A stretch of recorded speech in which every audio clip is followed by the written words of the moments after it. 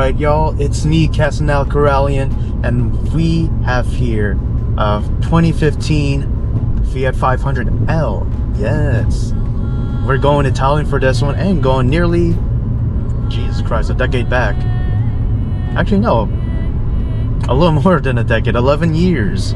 Now back to the car itself. This here is the Urbana Trekking. When it comes to the trim levels of the Fiat 500L, there's 5 that I can find. The Easy trim, Lounge trim, Pop, Trekking, and then Urbana Trekking. Now for the engine that powers this car. It is utilizing a 1.4 liter turbocharged multi-air 4-cylinder engine, which produces 160 HP. Very nice. As for the transmission, we do have a 6-speed automatic with some plus-minus action, though if one wanted it, they could have gotten a 6-speed manual. For fuel, since it is a turbocharged engine, it takes 92 rated octane or premium gas. To the exterior, we do have the body in a two-tone color scheme, main color being bianco or just white with a black roof. Apparently that's like the thing with the Urbana Trekkings, as well as these rims, specifically being a 17-inch matte nero finish wheel set. It really does fit the styling of this car with it being an urbanistic style.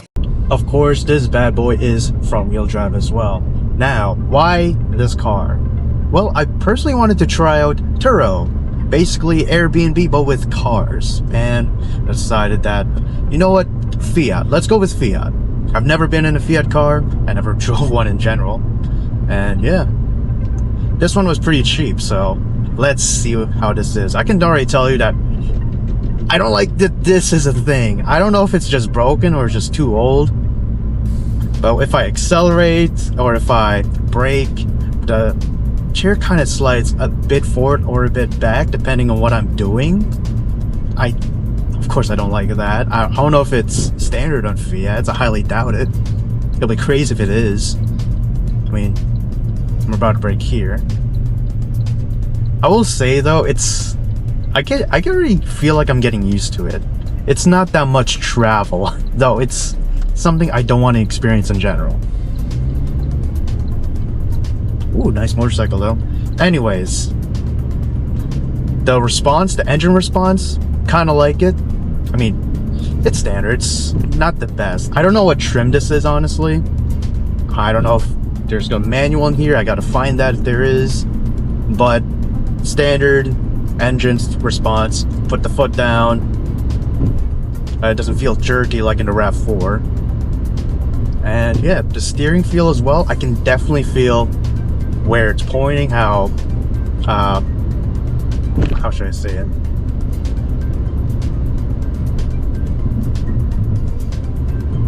How firm I am, I guess. Actually, basically where I can feel where the hell I'm going, and I can feel the weight of my car too. So there's that. Pretty nice. Also like the fact that I can see all the instruments, clear view of the cluster. The screen is pretty small. Holy shit, it's small, but I do like that. It's kind of cute. It's kind of funny to me. And the mirrors, pretty nice. Nice view. And yeah, oh, there's the seat movement again. But I'm getting used to it. It's not that much travel. It's crazy how you can get used to this. Also the snappiness of the shifters, not the shifters, the lights. I don't know why it's pleasing. It's not aesthetically. It is just pleasing to me. Now, I didn't film it, but the suspension feels a little bit harder than I would personally like it. Let me see if there's any bumps here. Oh no, it looks like they actually took out the bumps here. Well, there's a bump here, but it's like an elongated one. I don't fucking know what to call it. Let's see how this is gonna be. Oh! Maybe I was going a little too fast, but that was 10 miles an hour, dude. Jesus Christ. Oh, here's a small one. Here's a small one.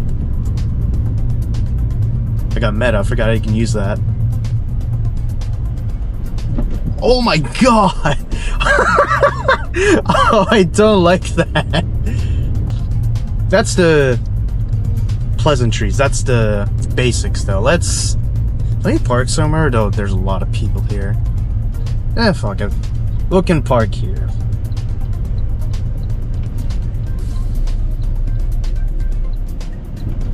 Oh yeah, I don't like that. I have to reach all the way down.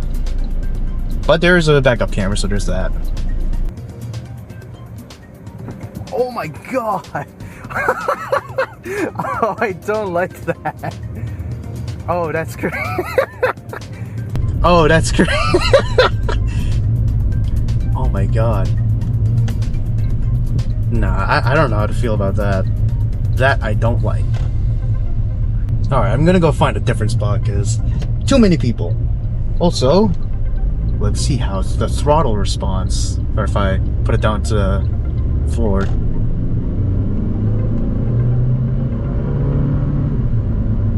Okay.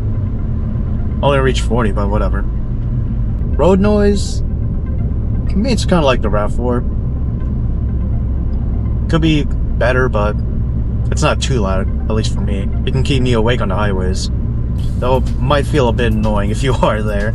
Never mind all that, let us go inside the interior finally. So we have a Fiat branded wheel, which is a bit elongated top to bottom. Kind of like that. 2 call buttons, mute button, and voice controls on the left side of this wheel. Cruise control switches on the right side. Set, resume, cancel, and set speed. There's also buttons at the back of the wheel. On the right side, we have the controls for the volume, and then on the left side, we have controls for tuning the radio. Horn in the middle, of course, and then beyond that, I can actually see the gauge cluster. One of the big reasons why I like the elongation of the wheel. From left to right, it displays the speedometer, the gas gauge, engine temperature, the rev meter, as well as that little orange screen that displays various information, like time, if a door is adjacent, the check engine light, the odometer, how fast you're going, what gear you're in, and the outside temperature. Pretty nice info to have all around in there. When you're starting the car though, it just displays the Fiat logo for a little bit. In the middle of the dash, we have 2 air vents, which you can control the flow of, one pointing to the left and one pointing to the right, of course. And then we have the smallest infotainment screen I've seen yet. God damn, this is also where the reverse camera will show up, which is not that helpful. You can also change the volume, tune the channel here too. Underneath that screen, we have various buttons to utilize for said screen, and then of course, the emergency lights. Just underneath that, we have climate controls. You can control how hot or cold the left or right side is, or if you want, you can stick it on the right side, circulate air in the left side, and then control if you want on the legs, face, or even this upper vent, which of course is above the screen. And of course, you can control the flow of this vent too. Below the climate controls, we got 2 ports, a USB port and an aux port. Got 2 cup holders as well as a cigarette lighter port. A very interesting placement for that cigarette port. We got the shifter with some interesting leather tarp around it, which, hey, it looks nice. It also has a little Fiat 500 button. Pretty nice. And then we got a dead switch and a button that can toggle on or off the electronic stability control. Now, this helps the driver maintain, of course, control over the vehicle. It includes traction control, but it is not limited to that. Right by where I am sitting, we have a very, very chunky parking brake, and it is in an awkward spot. I usually just grab it and then lift up with the right side of my body in general, not just my arm. I feel like that position is just not the best for having the best grip on it. And then the center console as well. Pretty small interior, and it kind of gets in the way when I'm trying to shift, but since it's an automatic, it only gets in the way when I'm parking or reversing. There's also another button which you can lift up the center console. So I guess it does solve the weird shifting positions. However, I still don't like it in general. On the right side, we have 2 glove boxes. One that you can of course see here, and then one that is near the footwell, the bigger one with a lockbox and a manual. And that's not all, boys. Sandwiched between them is this tray thing, where you can't store big items, but I can store my phone there. And then front passenger side vents, of course. Above me, I do have cabin-like controls, and I do have this little, small, and cute concave mirror. Yeah, I got 2 mirrors, boys, in this one. This one might be small, but you can get a wider field of view. As for the seats, they're pretty comfortable. They do have aftermarket covers on them, so yeah. There's also this one button that can give you a bump that can contour to your back, giving you more comfort. Don't know where to put this, but near the left side of the driver's footwell, there is the hood hatch that you can unlock. If you're interested in how the speakers work, let's take a look, y'all. Let's listen. Wait, what? No! That's actually funny.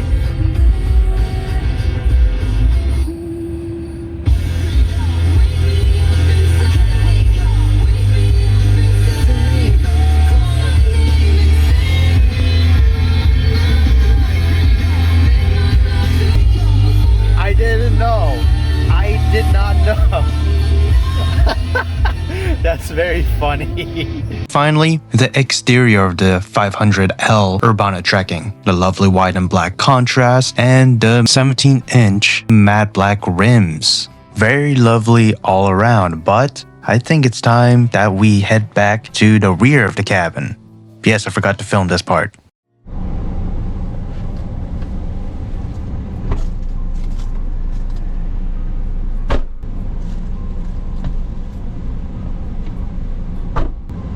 Alright, here I am.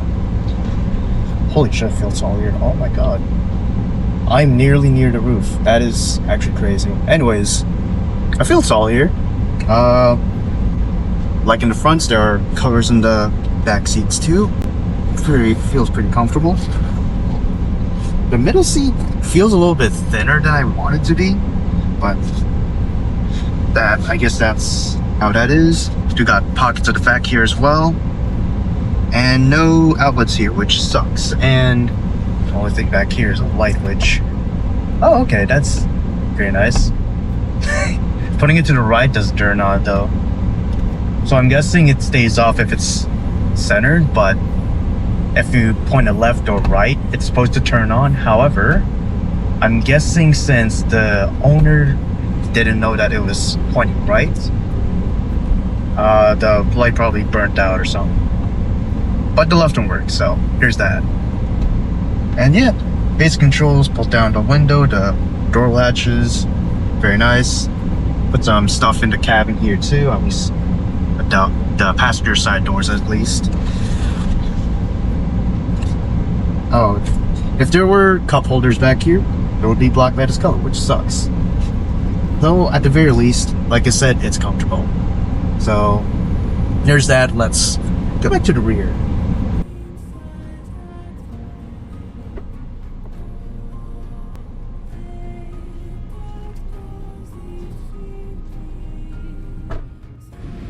Alright, at the back of the Fiat 500.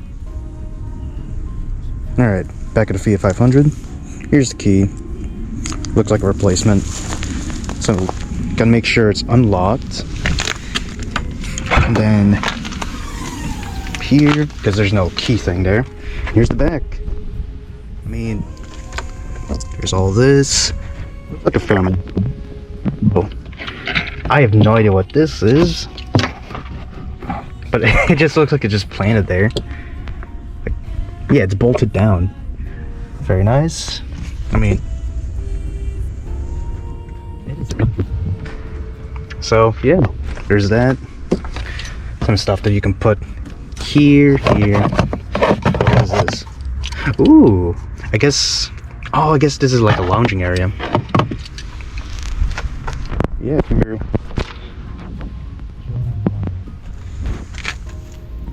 Lounge around. Not the best, but it's something. I just feel like a dumbass here though. More space here. Trash. No fucking netting here. I mean, yeah, there's nothing much.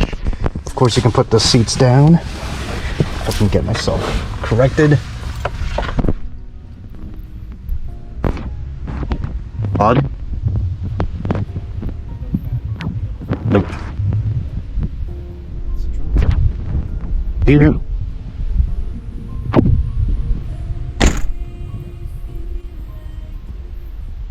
When it comes to the positives of this car, I really do like the engine. I mean, it shares this engine with the 500 Ubar, so there's that going for it. Steering's pretty nice, the space within the cabin too, very lovely. The back buttons on the steering wheel.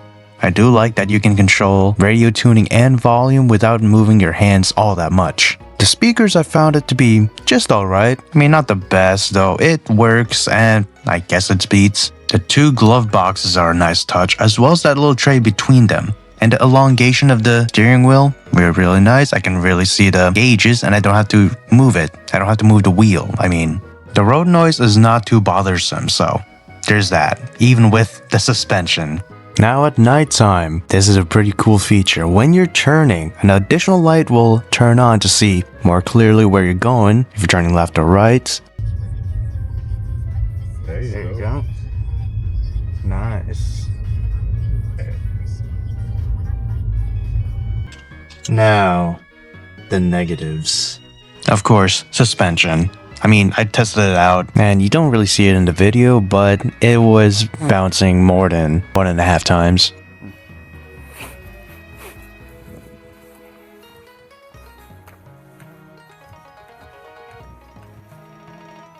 Wow, okay. The center console just being in a way when I'm shifting. Yeah, I could have put it up, but I don't want to do that. I'm just a lazy bastard. And the handbrake too. It's so weirdly chonky and just so unusual. These A-pillars, man, I got used to it, but it just seems so weird to have it included. I mean, I guess they couldn't get that concave mirror that they wanted or window, whatever, but man, you got the 2 ordinary blind spots as well as 2 minor ones. On this example as well, this seat adjuster is not working. You have to actually push it down to lock it in place. That is the main reason why I was moving around initially. The dead pedal or footrest. Holy shit, is it thin. I mean, look at this, dude. For reference, what I'm wearing in this clip is a Okabe Clifton 10, and it's not that wide of a shoe. While here I'm wearing the Air Jordan 4 SB's Pine Green. It's a size 10 as well. Still a fair amount of play. Alright, so with everything considered, what do I feel about the 2015 Fiat 500L Urbana Trekking? I'm not gonna lie, everything does feel quirky here. The footrest being very thin, even for size 10 or, well, size 10 and a half for me. The positioning of the shifter, the fact I have to either go over this and have this in the way with my elbow, or just, you know, move that elbow closer to me, which feels a bit more awkward still. The Beat speaker, the vent right there, literally right next to this GoPro. The A-pillars with the other windows giving me more visibility, which that's nice, but I wish those pillars weren't there. Those smaller airy pillars, I should say. And even the suspension. Of course, you know how I feel about it. Maybe not the best, though maybe it is the best for this car, but I just don't like it. There you go. I do at least know where the hell I'm driving, where my wheels are pointed, and it has some weight to it. That I do like. Also though, wheel is a bit elongated from top to bottom. Pretty interesting. I also do like the placements of the, on the left side, the tuning channel, or the buttons to tune the channel on my left hand, and then the buttons to change my volume on the right hand. I do like that on the back of the wheel. And the clicking, of course, very aesthetically pleasing to me. Overall, the aesthetic of this car, pretty nice. I like it. Even the gauges, I like it. It's good contrast. It feels classic for some reason. I mean, excluding the digital gauge, it just feels old style. I mean, maybe that's what it is. Also, since this is a 500L, I mean, it is a bigger, chubbier version of the regular 500, which my friends unironically call the Chudette Mobile, because, of course, every person they met, mainly a girl, that owns a Fiat 500 are not the best person, not the best people to talk with. They're a bit deranged, one can say. That could extend to this. I know there are good people in the world with Fiat 500s. Sadly, we haven't met any of them. Nonetheless, even with the suspension, the footrest, which I still don't like, and the setup of the shifter here. I would probably get one if I had the money, in all honesty. The Beats system, I mean, it's fine, it's serviceable. Doesn't feel like Beats. I don't really think of it as speakers anymore. I mainly think of it as headphones or stuff. I know they make speakers, but they're not as popular as back in the day, like in this era, 2015 or the 2010s. Also, the fact that there's an area in the back that you can just lounge in, and that like cup holder, whatever that thing is, on the right side from where I am now. Kind of interesting. I don't know why they have just bolted down, though. I don't know. At least, if I did have this Fiat 500, I can just pop up the hood or the trunk, chill out, look over the cliff, look over the golf course, and yeah. It's pretty nice, I'll just say. Thank you all for watching. This was supposed to be the 2018 Kia Soul Plus video, but that didn't feel like love at the end. So I'm going here with something that I do love, a Fiat product. Anyways, truly ending off here. Thank you all for watching. Leave a like for this video, this episode, and I shall see you in another episode. You watch next channel, man. Peace out.